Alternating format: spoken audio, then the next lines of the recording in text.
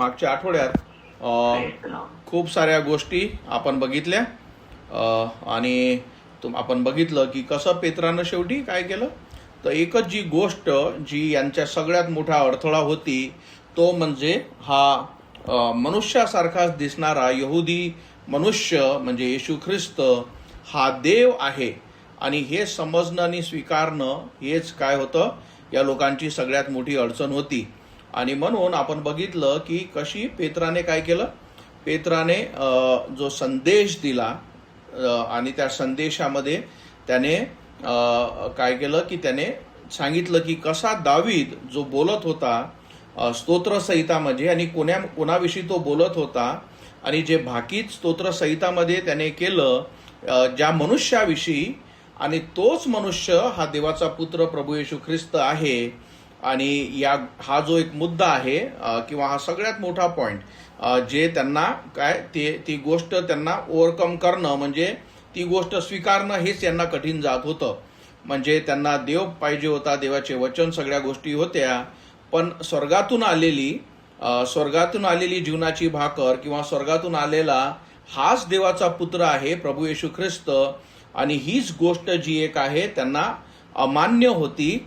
आणि म्हणून पेत्राने जेव्हा ॲक्ट्स 2 मध्ये प्रीचिंग केली आणि आपण सगळं बघितलं की त्यांनी पहिला सगळ्यात मोठा मुद्दा काय मांडला त्याने, तर त्याने बघितला की पहिले दावीद, कारण हे लोक दाविदावर विश्वास ठेवायचे. दावीद राजा होऊन गेला, त्यांचा राजा होता, यहुद्यांचा सगळ्यात सक्सेसफुल राजा होता आणि त्याचं जे सिंहासन आहे बरोबर दाविदाचं जे थ्रोन आहे ज्याच्यावर तो बसला होता ते सिंहासन आहे आणि त्याच्यावरच शेवटी काय आहे प्रभू येशू ख्रिस्त जेव्हा 1000 वर्ष राज्य करण्याला पृथ्वीवर येईल तर त्या सिंहासनावर म्हणजे ते याचा अर्थ हा नाही का तीच एक सिंहासन आहे त्याच्यावर प्रभू येशू बसणार, त्याच्या मी ते बोलत नाही, तर ती जे एक औदा आहे किंवा ती जी एक जो एक देवाने बनवलेला मान आहे का इस्रायलचा राजा यहुदींचा राजा तो म्हणजे प्रभू येशू ख्रिस्त तिथं येईल आणि 1000 वर्ष राज्य करेल. आणि म्हणून दाविदाविषयी त्याने सांगितलं की जो दावीद ज्याला तुम्ही मानता आणि तो तुम्हाला सांगत होता स्तोत्रसंहितेविषयी. आणि त्याने सांगितलं की स्तोत्रसंहितामध्ये त्यांनी कसं सांगितलं का हा देवाचा पुत्र मारला जाईल आणि त्याने सांगितलं की कसा तो दफन केला जाईल, कसा तो पुनरुत्थान होईल. आणि मग त्याने त्या सगळ्या गोष्टी काय केल्या की हा जो देवाचा पुत्र हा तो आहे ज्याच्याविषयी दावीद सांगत होता. आणि मग जेव्हा यांना हे पटलं की अरे हा देवाचा पुत्र आहे आणि म्हणून तुम्हाला सांगितलं की सगळ्यात मोठी काय आहे देवाची भीती. आणि विचार करा की जेव्हा त्यांच्यावर की आम्ही देवाच्या पुत्राला मारलं आणि आम्ही त्याला आम्ही क्रुसावर टांगलं आणि जेव्हा त्यांना या गोष्टी त्यांना कळल्या आणि आपण बघितल्या का वचन काय सांगतं की त्यांच्या मनात बरोबर ऑफकोर्स देवाविषयीची भीती की आता आम्ही काय करावं आणि आम्ही आता काय करावं कारण आम्ही इतका मोठा अपराध केला. आणि म्हणून मी तुम्हाला सांगतो सगळ्यात महत्वाचं तुम्हाला जर एक योग्य ख्रिस्ती जीवन देवाला आवडणारं जर जगायचं असेल तर एक गोष्ट जी सगळ्यात मोठी असली पाहिजे ती म्हणजे देवाची भीती. देवाची भीती हे सगळ्यात महत्वाचं आहे. आणि आपल्या जीवनात जर आपण म्हणतो की आम्ही विश्वासू आहो आणि आपल्याजवळ देवाची भीती नाही, देवाची भीती ही काय चांगल्यासाठी आहे.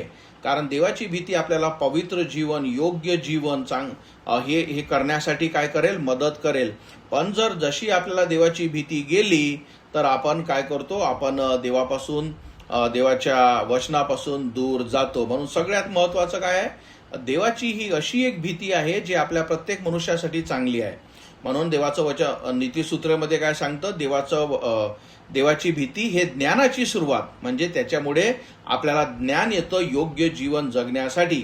आणि म्हणून या लोकांना जशी त्या गोष्टीविषयी भीती वाटली आणि आपण त्यांना बघितलं प्रेषितांचे कृत्य 2:37 मध्ये हे ऐकून त्यांच्या अंतःकरणात चुटपुट लागली.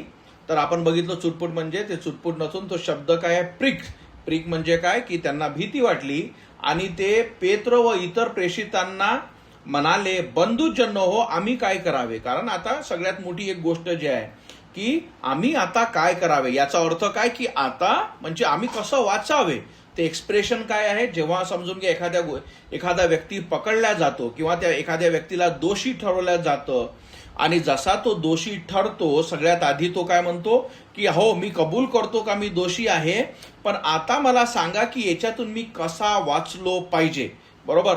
आणि म्हणून मी तुम्हाला सांगितलं होतं की या जगात सगळ्यात मोठी गोष्ट म्हणजे काय, का मनुष्य, कुठलाही मनुष्य या एका ठिकाणावर किंवा या एका प्रश्नावर येणे का माझं सॅल्वेशन कसं होईल, म्हणजे मी कसा वाचल्या जाईल. आणि हे सगळ्यात मोठी एक गोष्ट आहे, ज्या गोष्टी जवळ किंवा या विचाराजवळ मनुष्य कधीच येत नाही. पण या लोकांनी जेव्हा ते वचन ऐकलं आणि त्यांना जेव्हा सत्य कळलं, त्यांनी विचारलं पेत्राला की आम्ही आता काय करावे. आणि पेत्राने त्यांना उत्तर दिलं. पेत्र त्यांना म्हणाला, पश्चाताप करा आणि तुमच्या पापांची क्षमा व्हावी म्हणून तुम्ही प्रत्येक जण येशू ख्रिस्ताच्या नावाने बाप्तिस्मा घ्या. आता याचा अर्थ समजून घ्या. पहिली गोष्ट, मागच्या संडेला जो संदेश देण्यात आला की तारणाशिवाय बाप्तिस्मा, तो मेसेज नक्कीच चेक करा, फार महत्वाचा आहे. कारण बॅप्टिझम काय आहे हे याच्यात खूप सोप्या रीतीने त्याच्यात समजून सांगितलं आहे. कारण बॅप्टिझम विषयीच्या ज्या कन्फ्युजन्स आहेत त्या सगळ्या मॅक्सिमम तिथे दूर करण्यात आलेल्या आहेत. आणि म्हणून तो मेसेज विसरू नका. हे फार महत्वाचं आहे की बाप्तिस्म्याविषयी आपल्या कुठल्याच आपली समजूत राहावी नाही. पण इथे पेत्र काय म्हणतो, त्यांना म्हणजे पुन्हा एकदा यहुदी लोकांना पश्चाताप करा. का पश्चाताप करा? कारण तुम्ही आता बघा, हा क्राऊड कुठला होता? हा क्राऊड हा यहुदी होता. आणि यातल्याच काही लोकांनी काय केलं होतं, प्रभू येशू ख्रिस्ताला शारीरिकरित्या क्रुसावर मारलं होतं. आणि म्हणून त्याने म्हटलं की पश्चाताप करा आणि तुमच्या पापाची क्षमा व्हावी म्हणून तुम्ही प्रत्येक जण येशू ख्रिस्ताच्या नावाने बाप्तिस्मा घ्या. आता याचा अर्थ समजून घ्या. तर तेव्हा जसं तुम्हाला माहित आहे की याच्या आधी बाप्तिस्मा देणारा योहान, त्याने कुठला संदेश दिला, त्याची सुवार्ता काय होती की पश्चाताप करा आणि काय घ्या, बाप्तिस्मा घ्या.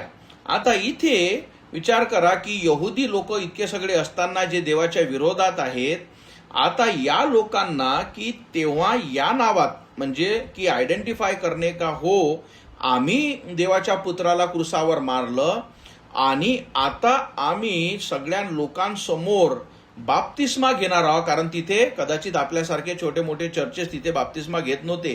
तर काय, जॉर्डन रिव्हरमध्ये किंवा मोठ्या नदीमध्ये जिथे सगळ्या क्राऊड येत असेल तिथे हे लोक बाप्तिस्मा घ्यायचे. आणि मग आता इतक्या सगळ्या लोकांसोबत ते कबुली करणे का हा जो प्रभू देवाचा पुत्र आहे, पहिले तर हा जो येशू आहे हा देवाचा पुत्र आहे आणि याला आम्ही क्रुसावर मारलं, आणि तिसरं आता याला आम्ही स्वीकारतो. कारण बाप्तिस्मा काय का मी देवाला स्वीकारतो. आणि म्हणून यासाठी जे ह्युमिलिटी लागेल, म्हणजे यासाठी या लोकांना जे नम्र व्हावं लागेल.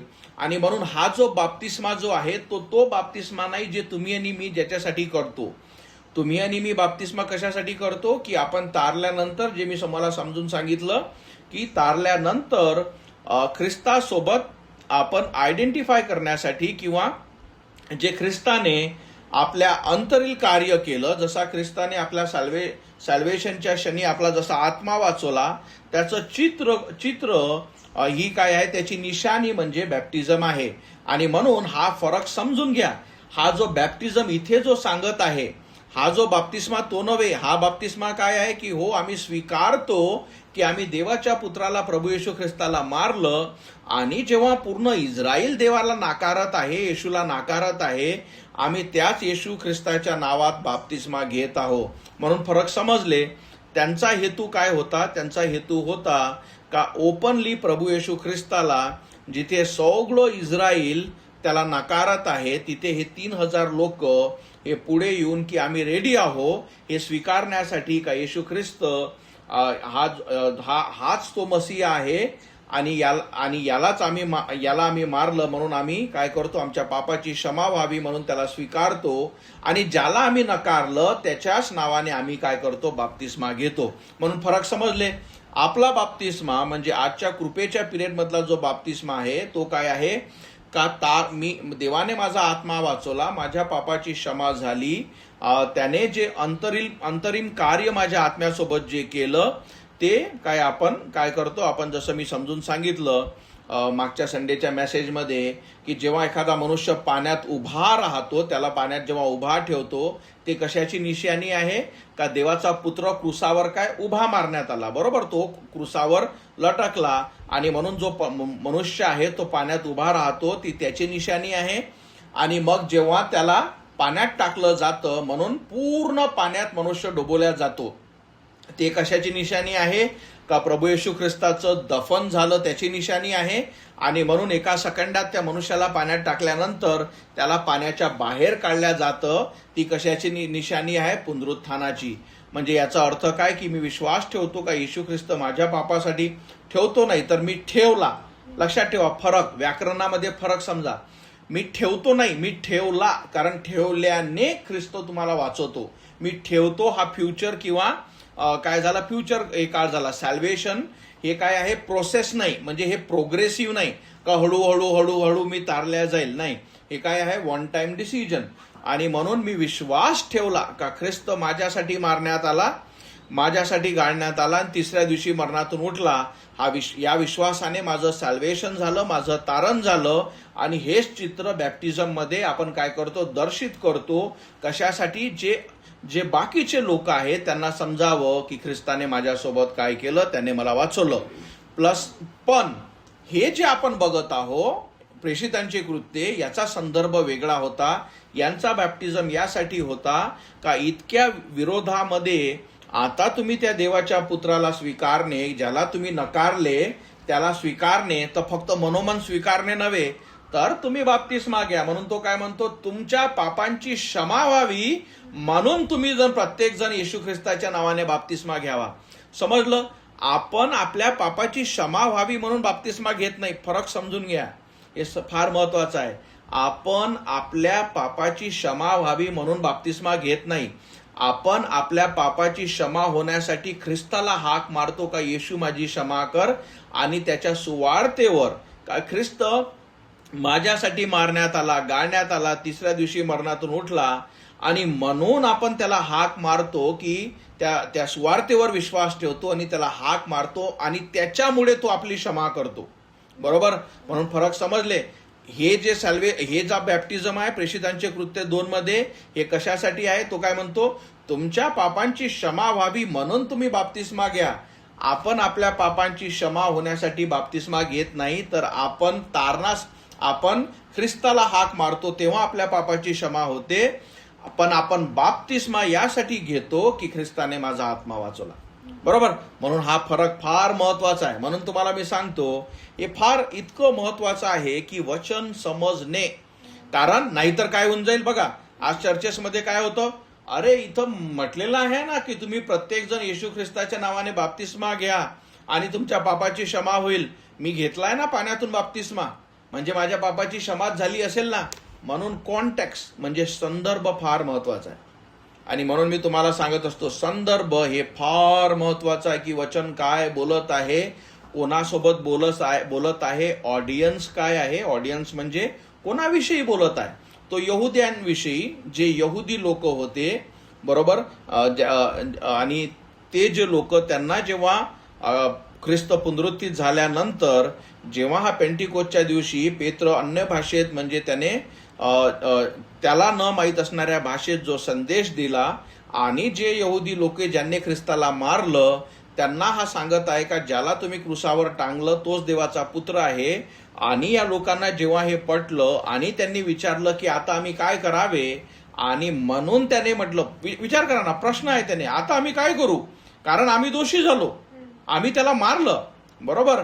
आणि म्हणून तो काय म्हणतो की तुमच्या पापाची क्षमा व्हावी म्हणून तुम्ही बाप्तिस्मा घ्या. कारण इथं काय आहे, खूप मोठी ह्युमिलिटी आहे. म्हणजे आम्ही आतापर्यंत त्याच्या विरोधात होतो, आता आम्ही सगळे पुढं येणं आणि या देशासमोर कबूल करणं, सगळ्या यहुदी लोकांसमोर, का आम्ही दोषी आहो आणि येशू ख्रिस्त. कारण लक्षात ठेवा, ही जी एक विधी आहे, बरोबर, बाप्तिस्मा ही जी विधी आहे, ही विधी कधीच कुठल्याच गोष्टी, म्हणजे जगात असं कधी आहे का की नाही, अरे यांच्यातही बाप्तिस्मा होतं, यांच्यातही असं केल्या जातं, किंवा या देशातील असे वेगळे लोक आहेत ते असे करतात नाही. पण जेव्हा बाप्तिस्मा येतं ते फक्त आणि फक्त येशू ख्रिस्ता संग जुळलेलं असतं. बरोबर हो की नाही?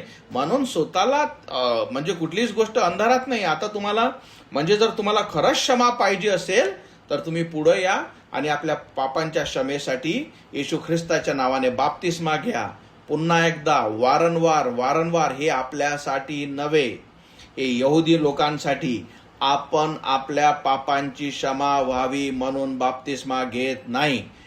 हे यहुदी लोकांसाठी होतं. आपल्यासाठी आपल्या पापांची जर क्षमा पाहिजे असेल तर देवाचा पुत्र प्रभू येशू ख्रिस्त त्याच्या नावाने हाक मारा. म्हणून वचन काय सांगतं? जोही विश्वासाने हाक मारेल तो वाचवल्या जाईल.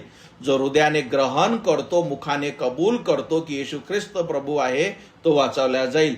जितक्यांनी त्याच्या नावाचा स्वीकार केला म्हणजे जितक्यांनी त्याच्या नावावर हाक मारली तितक्यांना देवाने त्याचे मुलं होण्याचा अधिकार दिला. या तिन्ही वचनामध्ये तुम्हाला बाप्तिस्मा शब्द कधीच आढळला नाही, कारण त्याच्यात नाही. समजलं? म्हणून फरक समजून घ्या. पुढे त्यांनी काय सांगितलं की आपण बघितलं बाप्तिस्माविषयी. पुढे तो काय म्हणतो? येशू ख्रिस्ताच्या नावाने बाप्तिस्मा घ्या म्हणजे तुम्हास पवित्र आत्म्याचे दान प्राप्त होईल. हे आपण याच्यावर थोडं बोलू आपण. खूप सुंदर आहे. पवित्र आत्म्याचे काय होईल? दान तुम्हाला प्राप्त होईल. याचा अर्थ काय होतो? तर तो म्हणतो की जेव्हा तुम्ही ख्रिस्ताच्या नावाने काय कराल? आपल्या पापाची क्षमा होण्यासाठी त्याचा स्वीकार कराल, पवित्र आत्मा तुम्हाला दिल्या जाईल. म्हणजे त्याचे दान जे आहे ते तुम्हाला दिल्या जाईल.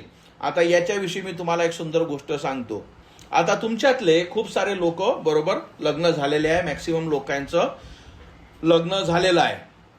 आता जेव्हा जर तुमचं ख्रिश्चन लग्न झालं असेल किंवा ख्रिश्चन लग्नाची एक पद्धत अशी आहे की जो वर आहे किंवा त्याला वराला काय विचारलं जातं का तुला ही पत्नी म्हणून कबूल आहे का? बरोबर, ही पत्नी म्हणून कबूल आहे का? आणि मग तो म्हणतो की हो, मला जशी माझी बायको, मला जेव्हा विचारण्यात आलं की तिचं नाव घेऊन का तुला ही पत्नी म्हणून कबूल आहे का, आणि मी म्हटलं की हो, ती मला कबूल आहे.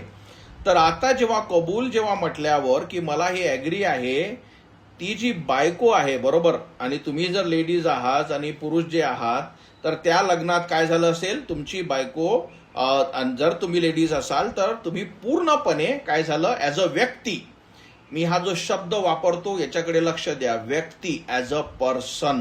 बरोबर. म्हणून जर पुरुष असला तर त्याने जसा हो म्हटलं त्याच्यासोबत त्याची बायको पूर्णपणे, बरोबर, कारण ती व्यक्ती आहे, तिला आपण अर्धवट आणू शकत नाही. असं नाही होऊ शकत का आज तिचे हात आणले, उद्या तिचे पाय आणले, नंतर तिचे केस आणले. बरोबर. ती काय आहे? व्यक्ती, इन पर्सन. बरोबर. समजतं? सोपी गोष्ट आहे. बरोबर. आता पवित्र आत्मा सुद्धा काय आहे? व्यक्ती, पर्सन आहे. हे खूप महत्वाचं आहे, समजून घ्या. आणि म्हणून आपण खूप सारे खोटे बोलणारे, खोटं करणारे चर्चेस, याला आपण या उदाहरणाद्वारे आपण काय करू, यांना आपण बाहेर काढू. म्हणून जेव्हाही तारल्या जातो, बरोबर, तो जसं नवरा म्हणजे जेव्हा पती किंवा जो मुलगा जो लग्नाच्या वेळेस उभा असतो, जसा तो हो म्हणतो की मला ही कबूल आहे बायको म्हणून, तो जसा कबूल करतो तसंच नवरीचा जो बाप आहे तो काय करतो, आपल्या मुलगी जी एक व्यक्ती आहे तिचा हात त्या मुलाच्या हाती देतो. तसाच एखादा व्यक्ती, एखादा पापी जेव्हा कबूल करतो की हो, तो पापी मी आहे आणि ख्रिस्त माझ्यासाठी मारण्यात आला, ख्रिस्त हा देवाचा पुत्र आहे, आणि ख्रिस्ताच्या नावाने जेव्हा तो हाक मारतो, येशू माझी क्षमा कर, मी तुला माझा तारणारा म्हणून स्वीकारतो, आणि जसा हो म्हणतो, कशाला हो म्हणतो? देवाच्या वचनाला, की हो मी पापी आहे आणि मला तारणाची गरज आहे. ख्रिस्त त्या समय त्याला पवित्र आत्मा, हा काय आहे? देवापासून आलेला एक ट्रिनिटी, बरोबर, पिता, पुत्र, पवित्र आत्मा, हे तिघं जे आहेत ते तिघही काय आहे? व्यक्ती. पिता, बरोबर, जुन्या करारामध्ये यहोवा गॉड, बरोबर, पुत्र, देवाचा पुत्र प्रभू येशू ख्रिस्त, आणि होली स्पिरिट म्हणजे पवित्र आत्मा, हे तिघं काय आहे? व्यक्ती. पवित्र आत्मा भावना नव्हे. समजले मी काय बोलत आहे? काय मुद्दा आहे?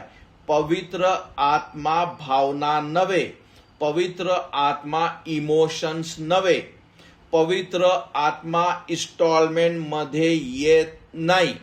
जशी तुमची बायको लग्न झाल्यावर पहिले हात नंतर पाय, काही महिन्यानं तिचे डोळे, काही केस, असं वर्षभर आयुष्यभर तुमची बायको तुमच्या घरी येत नाही. लग्न झाल्याबरोबर त्या समय जेव्हा नवरा हो म्हणतो त्याला पूर्ण व्यक्ती मिळतं. बरोबर, याच्यात काही कठीण आहे की नाही मला समजलं नाही. तसंच जसा, आणि म्हणून हे खूप महत्वाचं आहे की तुम्हाला काय शिकवलं जातं.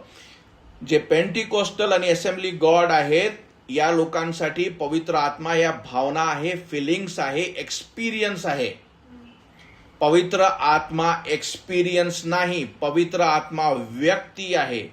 देवापासून आलेला देवाचा आत्मा, ट्रिनिटी म्हणून त्याला म्हटलं जातं. पिता, पुत्र, पवित्र आत्मा. हा काही फिलिंग नाही, हा काही एक्सपिरियन्स नाही, हा काही कुठलीच गोष्ट म्हणजे अशी भावना नाही, तर हा व्यक्ती आहे. आणि जसा एखादा पापी ख्रिस्ताला कबूल करतो, माझी क्षमा कर, हा जो ट्रिनिटीतला पिता, पुत्र, पवित्र आत्म्यातला हा जो देवाचा आत्मा हा आपल्याला त्या समयी दिल्या जातो, तो इन्स्टॉलमेंट मध्ये येत नसतो. आता पुढे मी तुम्हाला समजून सांगतो. आता जसं तुम्ही एखाद्या बायको, जसं तुमच्या एका मुलीला तुम्ही समजा एखाद्या नवरीला हो म्हटलं, आता तुम्हाला ऑफकोर्स ती बाहेरून दिसत आहे, बरोबर, की कशी आहे, आणि आपण हो म्हटलं, साहजिकच आहे की ती बायको म्हणून तुमच्या घरी येईल. आता हे साहजिकच आहे की तुम्ही तिला पूर्णपणे ओळखून नाही, बरोबर. जसा तुमचा तिच्यासोबत सहवास होईल, जितके तुम्ही तिच्यासोबत राहाल, जितके तुम्ही तिच्या संग वेळ घालवाल, जितके तुमच्या लग्नाला वर्ष होतील, तितके नवरा आपल्या बायकोला समजतो, बायको नवऱ्याला समजते, बरोबर. जितका तुम्ही टाइम स्पेंड कराल, बायको हे नव्याने पुन्हा काही येत नाही. एकचदा आली फक्त हो, तुम्हाला तिला समजण्यासाठी वेळ लागेल, बरोबर. तुम्हाला टाइम स्पेंड करावा लागेल, बरोबर. एकदाच लग्नाच्या दुसऱ्या दिवशी तुम्हाला समजणार नाही की तुम्हाला काय भेटलं, बरोबर. पण ती तुमच्या सोबतच राहील कारण तुमचं लग्न झालेलं आहे. पण हळूहळू जितके तुम्ही तिच्यावर टाइम स्पेंड कराल, तुम्हाला समजेल, अच्छा हिला हे आवडतं, अच्छा तिला ते आवडत नाही, अच्छा हिच्यासाठी मी हे करू शकतो, अच्छा तिच्या या भावना आहेत, अच्छा तिचे या विचार आहेत. तर या सगळ्या गोष्टी हळू ना हळू तुम्हाला समजतात. तसंच जेव्हा एखाद्या व्यक्ती ख्रिस्ताला हाक मारतो की येशू माझा आत्मा वाचव, त्याच समयी त्याला पवित्र आत्मा ॲज अ व्यक्ती, म्हणून वचन काय सांगतं की देवाचा आत्मा तुमच्यामध्ये राहतो, म्हणजे तारलेल्या व्यक्तीमध्ये, आणि त्याला देवाचा आत्मा हा जो व्यक्ती आहे. म्हणून माझ्यामध्ये ज्या दिवशी मी तारल्या गेलो, मला कुठला एक्सपिरियन्स नाही झाला, मला कुठल्या भावना नाही झाल्या, मला कुठलंच अन्य भाषा नाही झाल्या, मला कुठल्याच इमोशन्स नाही झाल्या, आणि असं काही एक्सपिरियन्स नाही झाला. तर देवाचा जो आत्मा आहे, जो एक इन पर्सन म्हणजे एक व्यक्ती, तो माझ्यामध्ये येतो आणि माझं हे जे पापी शरीर आहे त्याला मंदिर करतो, बरोबर.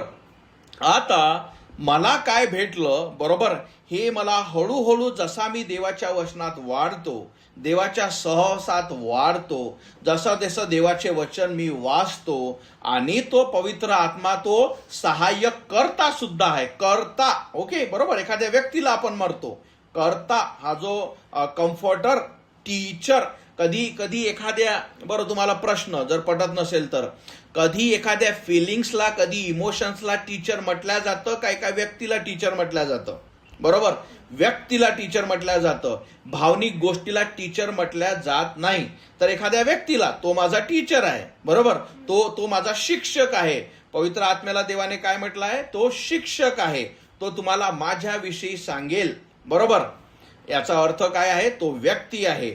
आणि म्हणून जितका तुम्ही त्याच्यासोबत टाइम स्पेंड करता, त्याच्या वचनामध्ये टाइम स्पेंड करता, स्वतःचं जीवन त्याला सरेंडर करता, जसं पती आणि पत्नी एकामेकाला हळूहळू जितके वर्ष ते एकत्रित घालवतात, लग्नाच्या दिवशी त्यांना फक्त काय वरून आपण दिसतो की आपण कसे चांगले झालेले आहोत किंवा चांगले सजलेले आहोत. पण जेव्हा आपण सोबत राहतो, वर्ष घालवतो, वेळ घालवतो, बोलतो, चालतो, फॅमिली स्पेंड करतो, तसं आपल्याला आपल्या बायकोविषयी आणि बायकोला नवऱ्याविषयी समजते, बरोबर. तसंच ज्या दिवशी सॅल्वेशन होते, आपल्याला समजत नाही की आपल्याला काय लाभलं, पण देवाची शांती आपल्यामध्ये येतं. आणि जसे जसे आपण देवाच्या वचनात वाढतो, जसे जसे आपण काय करतो, देवाचे वचन वाचतो, हा सहाय्यक करता, हा एक शिक्षक, हा देवापासून आलेला एक व्यक्ती, देवाचा आत्मा काय करतो, त्याला आपण ओळखतो. बरोबर, कारण तो व्यक्ती तुमच्यामध्ये राहतो. आणि म्हणून लक्षात ठेवा, पण जेव्हा तुमची आयडिया ही आहे का तुम्हाला फिलिंग्स आल्या पाहिजे, तुमची जी आयडिया अशी आहे का तुम्हाला असा शारीरिक अनुभव आला पाहिजे, तुमची अशी आयडिया आहे त्या पवित्र आत्म्याविषयी का तुम्हाला अशा आध्यात्मिक अनुभव आला पाहिजे.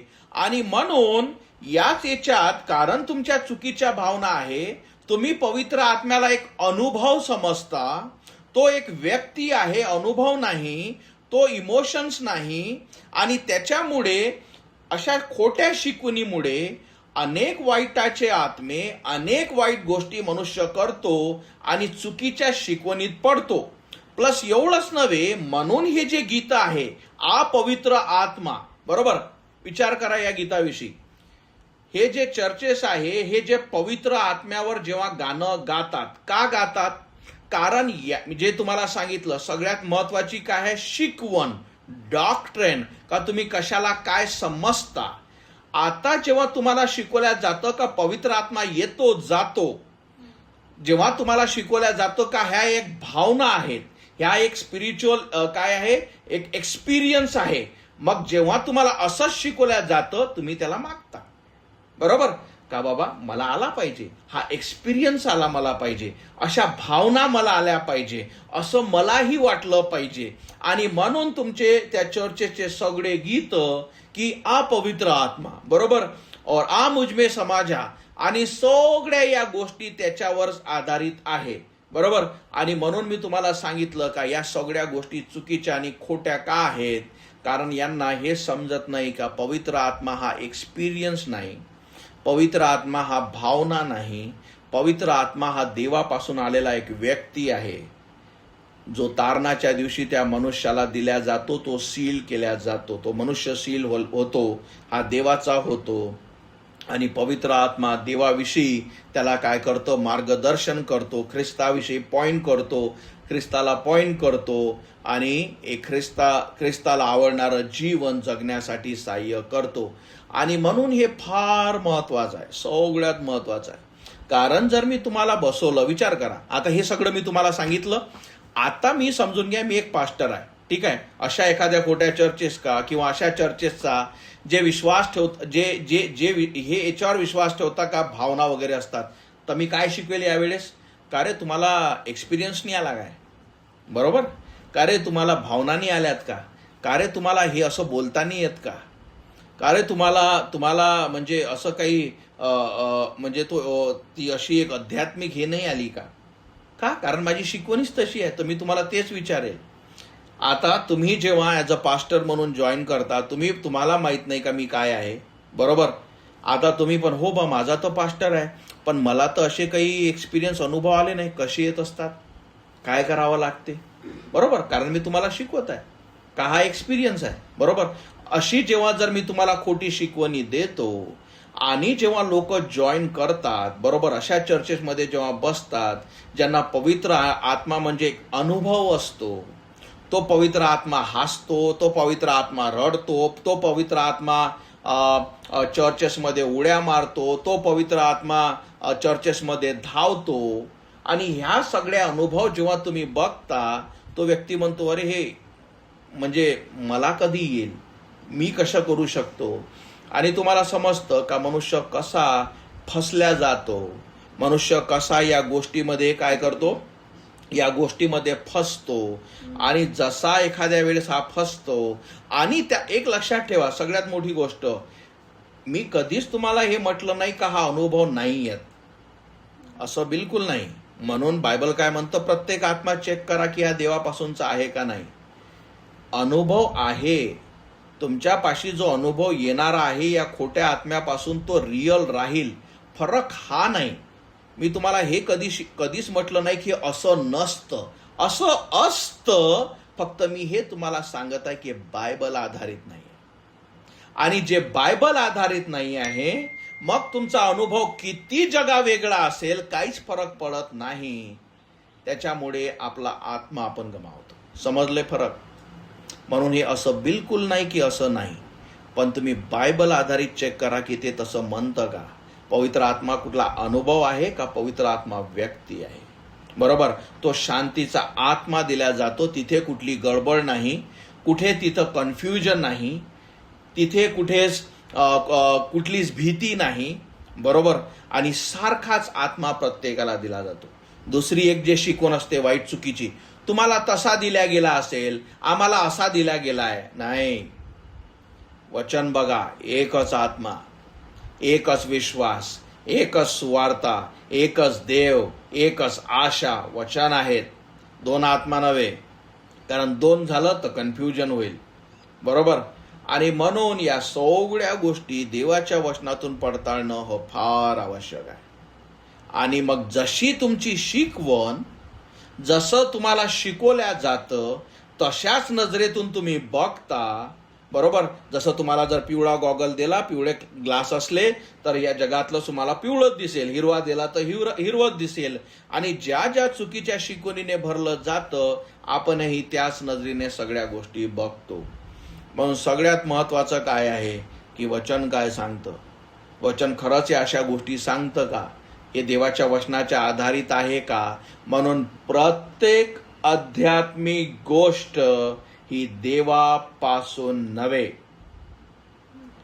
सैतानही काय म्हणतो, एंजलचं रूप घेऊन, प्रकाशाचं रूप घेऊन तो मनुष्याला फसवतो. जेवढेही देवदूत होते त्याच्यापेक्षा सगळ्यात हायर रँकिंग त्याची लुसिफर सैतानाची होती. तो सगळ्या गोष्टी करू शकतो. तो प्रत्येक मिरॅकलला डुप्लिकेट करू शकतो. तो मनुष्याला फसवण्यासाठी काही पण करू शकतो. पण काय, कुठली गोष्ट तुम्हाला वाचून ठेवेल? कुठली गोष्ट? जेव्हा देवाचा प्रभू येशू ख्रिस्ताचा त्याने परीक्षा घेतली, ख्रिस्त कशाने त्याच्या संग लढला? तर ॲज इट इज रिटन, म्हणजे देवाचा शब्द म्हणतो, फक्त आणि फक्त देवाचा शब्द. आणि म्हणून हे फार आवश्यक आहे काय तो आपल्याला समजणे का देवाचा शब्द काय म्हणतो. बरोबर. आणि म्हणून इथे जे तुम्हाला सांगितलं, म्हणून हे तुम्हाला आपल्याला ऐकणं समजणं फार आवश्यक आहे. का तुम्हाला काय वाटतं की पवित्र आत्मा काय आहे? हा एक अनुभव आहे, इमोशन्स आहे. कारण या भारतामध्ये 90% चर्चेस बरोबर याच गोष्टीवर आधारित आहे का ते काहीतरी फिलिंग आहे, ते काही चमत्कार आहे, ते अंगात येतं. बघितलं असेल आहे की नाही? ते अंगात येतं आपल्यापैकी काही व्यक्तीच्या, आणि मग आपल्याला समजतं की अरे आत्मा आला, देवाचा आत्मा आला. तो पास्टर हात ठेवतो आणि मग लोक खाली पडतात आणि त्याच्यामुळे अरे आत्मा आला, आत्मा आला. आणि ते आपली जो ताबा, आपला जो अंगावरचा जो आहे, आपला स्वतःचा होश गमावतात, खाली पडतात. अरे हा आत्मा आला, 100% आत्मा आला, पण देवाचा आत्मा नाही आला. समजले काय बोललो? आत्मा आला, 100% आला. तिथं स्पिरिच्युअल वर्क आहे, तिथं आध्यात्मिक कार्य आहे. तो मनुष्य असाच शेक नाही करत, तो मनुष्य असाच हसत बसू नाही राहिला, तो मनुष्य असाच उड्या नाही मारून आला, तो मनुष्य अशाच जोरजोऱ्यानं ताळा नाही मारून आला. तिथे आत्मा आला, पण तो देवाच्या वचनातून नव्हे, तो ख्रिस्तापासूनचा नव्हे.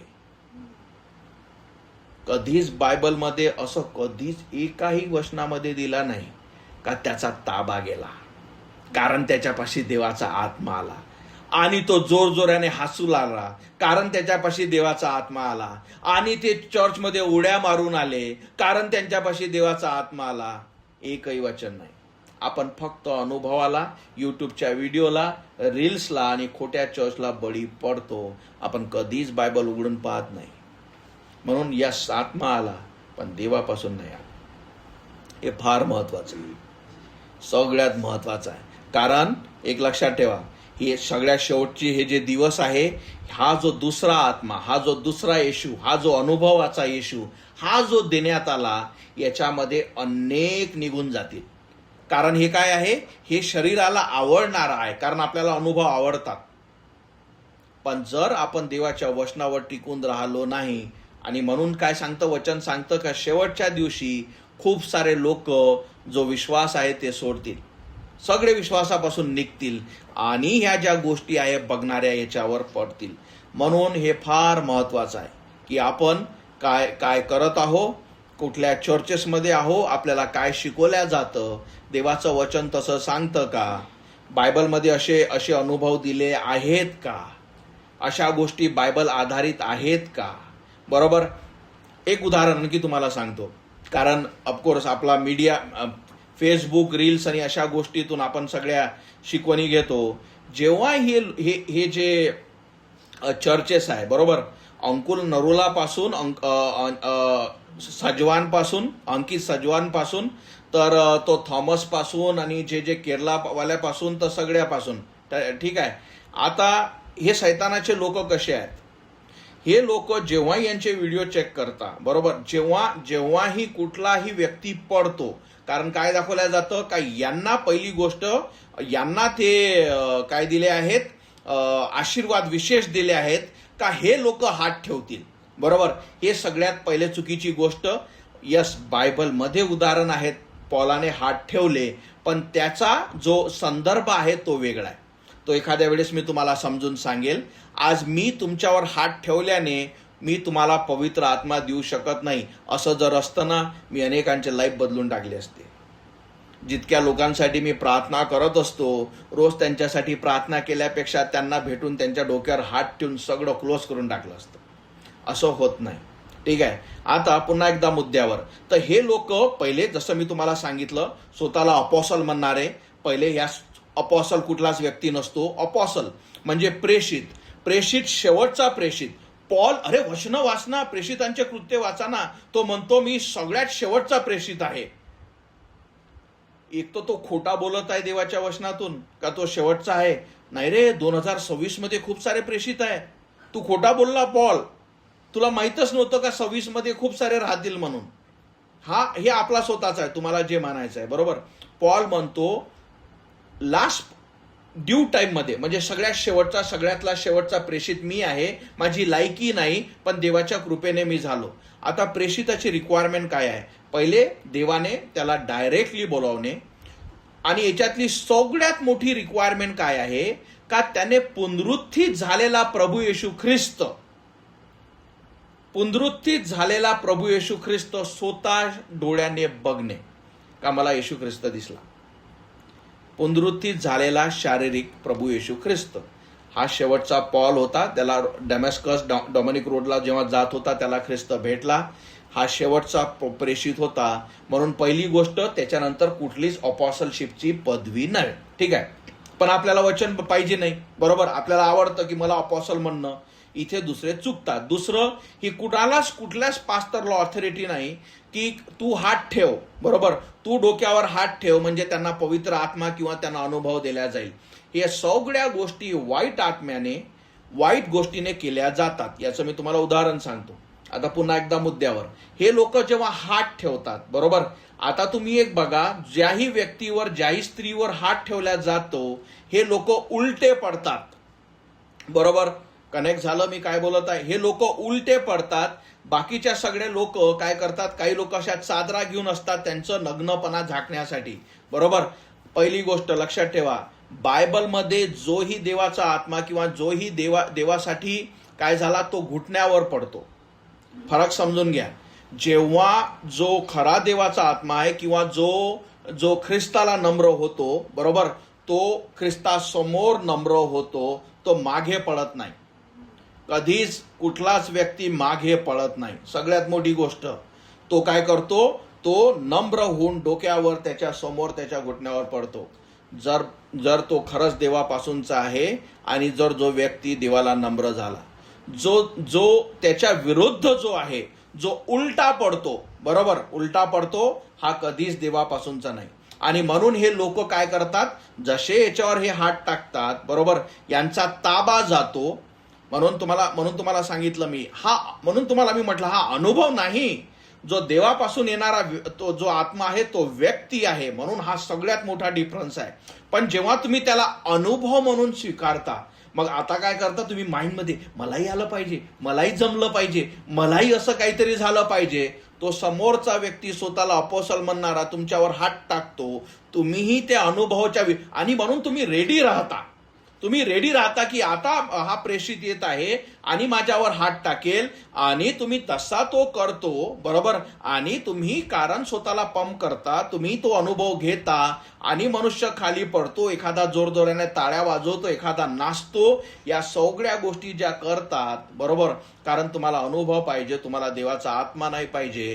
कारण अनुभवामुळे तुम्हाला वाटतं की मला देवाचा आत्मा मिळाला, कारण तुम्ही सगळ्या गोष्टी त्याच बघता आणि तुम्ही स्वतःची एक भावनिक समज करून घेता ना. आणि त्यातून जेव्हा तुम्ही बाहेर आले ना, तुमचं जीवन बदललेलं आहे ना, तुमच्या पापाची क्षमा झाली आहे ना, तुमचा कधी पश्चाताप झाला आहे ना, तुमच्यापाशी नवीन जीवन भेटलं आहे.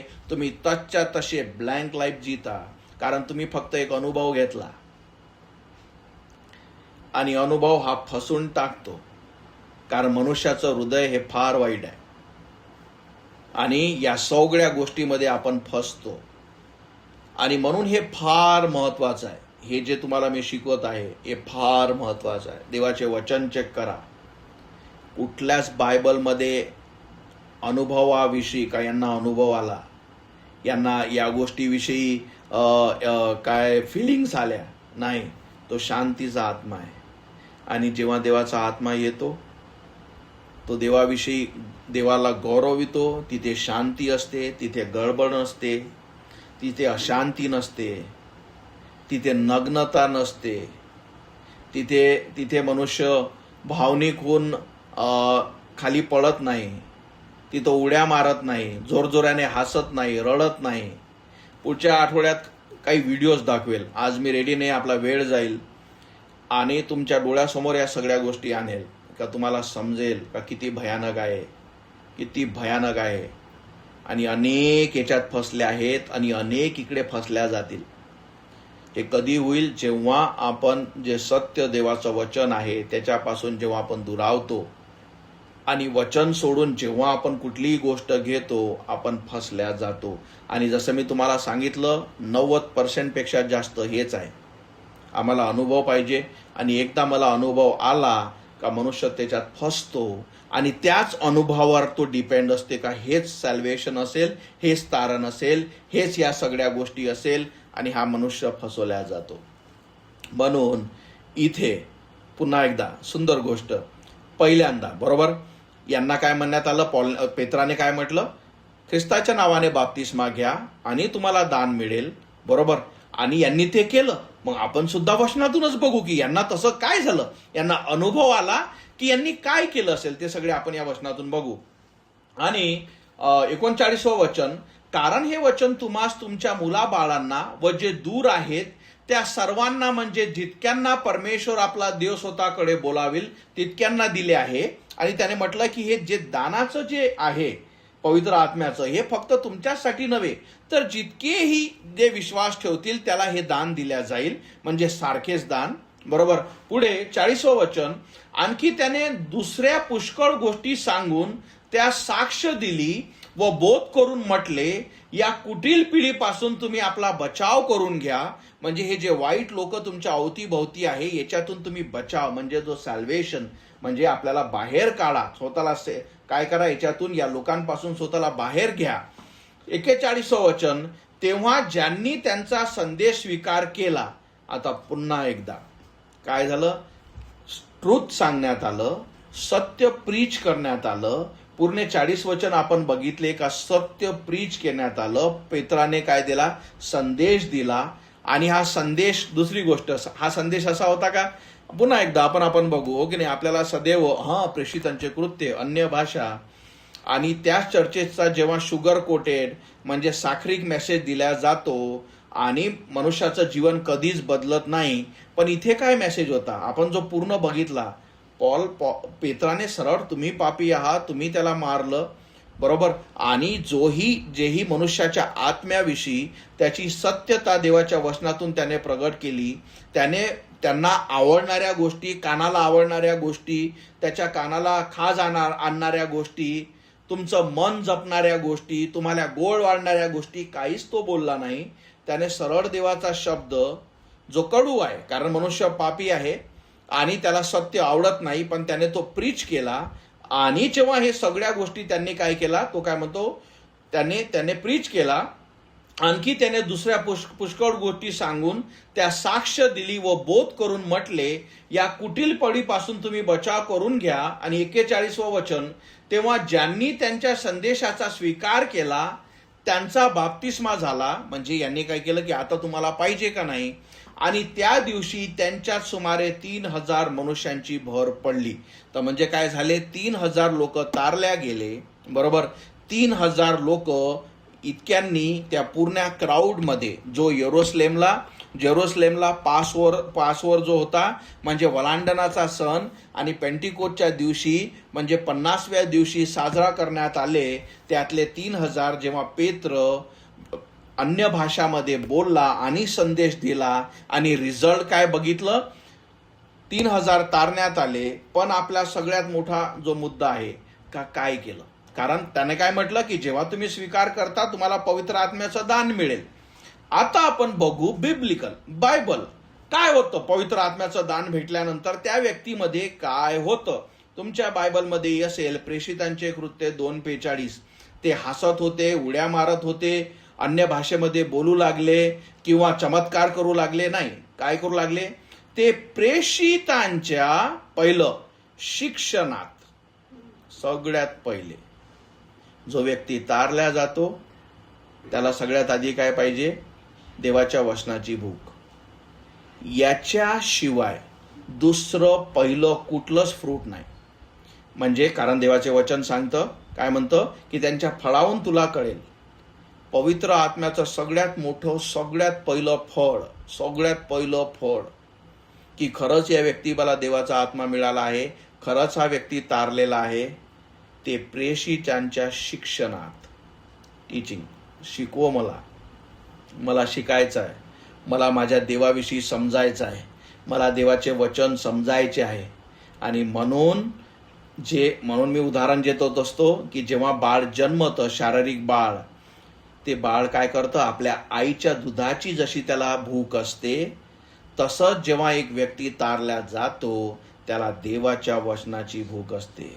म्हणून काय केलं, ते प्रेषितांच्या शिक्षणात, म्हणजे डॉक्ट्रिन, टीचिंग, सगळ्यात महत्वाची, जे तुम्हाला दर बुधवारी संडे स्कूलला आणि प्रत्येक वेळेस देण्याचा प्रयत्न करतो. सगळ्यात महत्वाचं काय, टीचिंग, काय शिकवल्या जातं हे सगळ्यात महत्वाचं आहे. या लोकांनी काय केलं, 3000 लोक तारल्या गेल्यानंतर सगळ्यात आधी काय केलं, तर शिक्षणात. तर ते प्रेषितांच्या शिक्षणात आणि सहवासात, म्हणजे ज्या व्यक्ती तारल्या गेला त्याला सदैव की मला पाहिजे, मला शिक्षण पाहिजे, मला ज्याला देवाचे वचन माहीत आहे त्याच्यापासूनचा सहवास पाहिजे, मला देवाच्या वचनात वाढायचं आहे. म्हणून मी तुम्हाला एक सांगतो, जर एखादा व्यक्ती माझ्याजवळ येतो आणि तो म्हणतो की मी तारलेला आहो, आणि जर मी त्याला देवाचे वचन सांगतो, त्या व्यक्तीला काहीच इंटरेस्ट नाही, पहिली निशाणी आहे का या व्यक्तीला काही समजत नाही, हा व्यक्ती तारले नाही. माझ्याजवळ तुम्ही याल, मी तुम्हाला, ऑफकोर्स मी तुमचं हृदय बघू शकत नाही, पण ॲज अ पास्टर मी तुम्हाला तेव्हा सांगेल, भाऊ तुला नाही समजलं, तुला नाही कळलं. आता तुम्ही मला कदाचित काही म्हणू शकता का, तुम्ही न्याय करून आले, जज करून आले, नाही, हे देवाच्या वचनाचा न्याय आहे. देवाचे वचन सांगतं. एक तर मग मला ह्या बायबलमधलं जे वचन खोडून टाकायला लागेल की नाही, हे असं नसते, आज 2026ची पिढी आहे, आता दुसरं असतं. नाही, देव न बदलणारा देव आहे, त्याचे वचन न बदलणारे आहे. जर एखादा व्यक्ती, म्हणून तर देव म्हणतो की तू त्यांचं हृदय बघू शकत नाही की खरंच ते तारले का नाही, कारण तुला माहित नाही का त्यांना ख्रिस्ताला हाक मारला का नाही, ख्रिस्ताने त्याला वाचवलं का नाही. पण त्यांच्या फळावून, की जेव्हा तुम्ही त्याला देवाचे वचन शिकवता किंवा देवाच्या वचनातून तुम्ही त्याच्या संग बोलता, कारण त्याच्या पाशीही तोच जर आत्मा आहे जो तुझ्या पाशी आहे, जो देवापासूनचा आलेला आत्मा आहे, जसा तुला मिळाला आणि तोच जर त्यालाही मिळाला आहे, म्हणजे तुमच्या दोघांपाशी जेव्हा सॅल्वेशन आहे, आणि जेव्हा एक व्यक्ती त्याला देवाच्या वचनाविषयी सांगतो की अरे किती मोठी एक गोष्ट आहे का, देवाने आत्मा वाचवला, आपल्या पापाची क्षमा केली, नवीन जीवन दिलं, तो दुसरा व्यक्ती ज्याच्यापाशी देवाचा आत्मा आहे, फरक पडत नाही तो देवापासून किती दुरावला आहे, काही किती असो, पण जर त्याच्यापासून देवाचा आत्मा आहे, त्याला कळतं की काय बोलून आला, त्याला समजतं, तो आमेन म्हणतो, त्याला समजतं की हो तू काय बोलत आहे. पण मी माझ्या अनुभवातून सांगतो, बरोबर, जर तुम्ही अशा चर्चेसमध्ये वाढत आहात जिथं फक्त आणि फक्त शुगर कोटेड म्हणजे साखरिक संभाषण भाषण दिल्या जातं, संदेश दिल्या जातं, आणि जर तारलेला व्यक्ती तुमच्या जवळ येतो आणि आपल्या कशी देवाने तुमच्यावर कृपा केली, कसा ख्रिस्ताने तुमच्या पापाची क्षमा केली, कसा मी किती पापी होतो आणि ख्रिस्ताने तुम्हाला वाचवलं, हा जो साखरिक भाषण ऐकणारा, संदेश ऐकणारा व्यक्ती हा एकदम कंटाळून जातो, त्याला आवडत नाही. हे माझं मी रिअल एक्झाम्पल सांगतो. का? यात सगळ्यात मोठं कारण का, की सारखा आत्मा नाही तुमच्याजवळ. याचं कारण तुमच्यापाशी एक तर सॅल्वेशन नाही, कारण किंवा तुमच्यापाशी देवाचा आत्मा नाही. तुम्ही कनेक्ट करू शकत ना. तुम्ही एका कुटुंबातले ना. जो स्वर्गातील पिता, तो ज्याने माझ्या पापाची क्षमा केली, तोच तुमचा स्वर्गीय पिता नाही.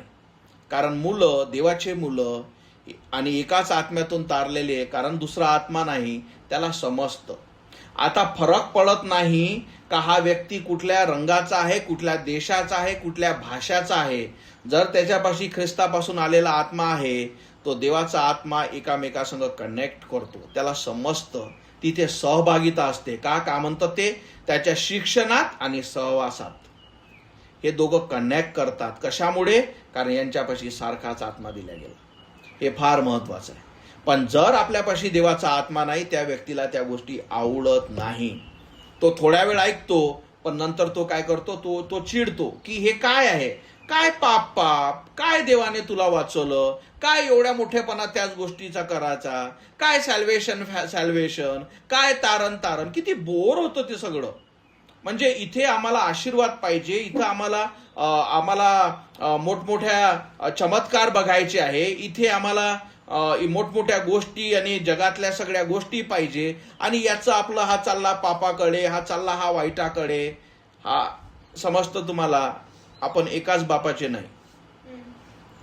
माझा जो स्वर्गीय पिता आहे, तो म्हणतो जे पापी आहे त्यांना ताराव्यास मी आलो आहो, तो पापी मी आहे, आणि मी सदैव गौरवीन का ख्रिस्ताने मस्त सारख्या पाप्याला वाचवलं. ही माझं पहिलं आणि शेवटचं एकच वाक्य, कधीही माझ्यासोबत राहाल. पॉल काय म्हणतो पॉल? की जी प्रेषित होता, या जगातला सगळ्यात मोठा ख्रिस्ती योग्य जीवन जगणारा व्यक्ती, बरोबर, कोण होता? पॉल. तो हे म्हणतो का किती मोठा अपॉस्टल आहे मी, बघितलं का किती पत्र लिहिले, तुम्हाला बायबल दिला. काय म्हणतो? मी सगळ्यात पाप्यांपैकी सगळ्यांचा मुख्य आहे, पण देवाला धन्यवाद, त्याने मस्त सारख्या पाप्याला वाचवलं. समजतं फरक? पॉलचीही साक्ष तेच आहे. फरक पडत नाही तो किती मोठा प्रेषित होऊन गेला, देवाने त्याचा किती उपयोग केला, त्याला खरंच किती चमत्कार देवाने करण्याचा अधिकार दिला, जे नंतर त्याने काढले. पण शेवटी तो काय म्हणतो? सगळ्या पाप्यांमध्ये मी सगळ्यात मोठा आहे, बरोबर. आणि ती साक्ष ज्या व्यक्तीच्या खऱ्याच पापाची क्षमा झाली, आणि त्याला जेव्हा कळतं देवाचा संदेश, देवाचे वचन, की किती मोठी कृपा माझ्यावर लाभली, बरोबर, त्या गोष्टीचा तो विरोध करत नाही. तो त्याच्यामध्ये काय करतो? आनंद करतो. त्याला समजतं की हो, ख्रिस्ताने माझा सुद्धा आत्मा वाचवला, मला माहित आहे की किती मोठा पापी मी होतो, आणि कसा त्या दिवशी ख्रिस्ताने माझ्याजवळ माझा आत्मा वाचवला, जेव्हा मी त्याला हाक मारली, माझ्या पापाची क्षमा झाली. त्याला पाप या शब्दाचा त्या वीट येतं, पण त्याला आनंद होतो का हो, मस्त सारख्या बापाला मला देवाने वाचवलं. आणि हा सगळ्यात मोठा फरक आहे. आणि म्हणून देव म्हणतो की त्यांच्या फळावून तुला कळेल खरंच हे माझे आहेत का नाही. म्हणून हे फार महत्वाचं आहे की फळं काय आहेत. म्हणून या लोकांनी 3000 तारल्या गेले. सगळ्यात पहिले काय म्हणते? पहिलं काय केलं? शिक्षण आणि सहवासात पहिल्या 2 गोष्टी केल्या. तिसरं भाकर मोडण्यात म्हणजे प्रभुभोजन घेण्यात व प्रार्थना करण्यास तत्पर असत. हे सगळ्या गोष्टी जो तारलेला व्यक्ती आहे, याच्या सगळ्यात मोठं म्हणजे काय काय बघितलं आपण? शिक्षण, सहवास, म्हणजे त्याला देवाची टीचिंग आवडतं, देवाचा शब्द आवडतो. कारण आत्मा त्याच्यात दिला गेला, त्याला आत्मिक भूक आहे, त्याला देवाचे लोक आवडतात, त्याला शिक्षण देणारा पास्टर आवडतो, त्याला देवाची शिकवणी आवडतो, म्हणून तो सहवासात असतो. तिसरं प्रभू भोजन, बरोबर, जे देवाने दिलेला, म्हणून तो काय, देवाने काय मला सांगितलं, देवाची आज्ञा काय आहे, आणि तो व्यक्ती प्रार्थनेत असतो. बरोबर, ही आहेत फळं. त्याला प्रार्थना करण्याची, त्याला काय असते, सदैव ओढ असते की मला प्रार्थना करायची आहे. मी एक तुम्हाला सांगतो माझ्या अनुभवातून, 4 वर्षाचा असो 40 वर्षाचा असो, जो व्यक्ती तारल्या जातो सगळ्यात आधी तो प्रार्थनाच करतो. त्याला देवासंग बोलायचं असते, त्याला देवाला सगळ्या गोष्टी सांगायच्या असतात, त्याला देवाला धन्यवाद देण्याचे असतात. आपण म्हणतो की मला ख्रिस्त माहीत आहे, पण मी कधी प्रार्थना करत नाही. तुम्ही चेक केलं पाहिजे, खूप मोठी समस्या असू शकते. कारण याच्यावरूनच कळतं. तुम्हाला बायबल वाचून सांगितलं, तुमच्या आपल्यापाशी वचन आहे की जे पहिले 3000 तारल्या गेले त्यांनी उड्या मारल्या नाही, त्यांना अनुभव आले नाहीत, त्यांना ज्या विलक्षण गोष्टी आजकाल दाखवल्या जातात अशा कुठल्या स्पिरिच्युअल अनुभव आले नाही. शिक्षण, देवाच्या वचनाची सहवास म्हणजे चर्च, भाकर मोडण्यास म्हणजे प्रभुभोजन, आणि सगळ्यात म्हणजे प्रार्थना. ही फळं आहेत. देव तुम्हाला आशीर्वादित करो. आपण इथे थांबू. पुढच्या आठवड्यात आपण याच्यातल्या बाकी गोष्टी सुद्धा समजू, आपण बोलू. पण सगळ्यात महत्वाचं काय आहे की हा काय आहे, देवाचे वचन आपल्यासाठी आरसा आहे. हे अच्छा असंच आहे. कधी आपल्या शरीराला, आपल्या हृदयाला हे सांगू नका का हे बायबल आहे, हे जुनं आहे, किंवा हे तेव्हा झालं, आज तसं नसतं. असं कधीच नाही, असं कधीच नाही. मी माझे अनुभव आणि जे खरंच तारलेले ज्यांना मी बघतो, कधीच असं नाही. सारखाच आत्मा, कधी न बदलणारा देव. या गोष्टी बदलत नाही. जो तारलेला आहे त्याला भूक आहे, त्याची इच्छा आहे, त्याला चर्च पाहिजे, त्याला देवाचं वचन पाहिजे, तो देवासंग, आपल्या तारणाऱ्या संग बोलतो, त्याला प्रार्थना पाहिजे. या सगळ्या गोष्टी होणं तसं आवश्यक आहे. देव तुम्हाला आशीर्वादित करो. आपण थांबू.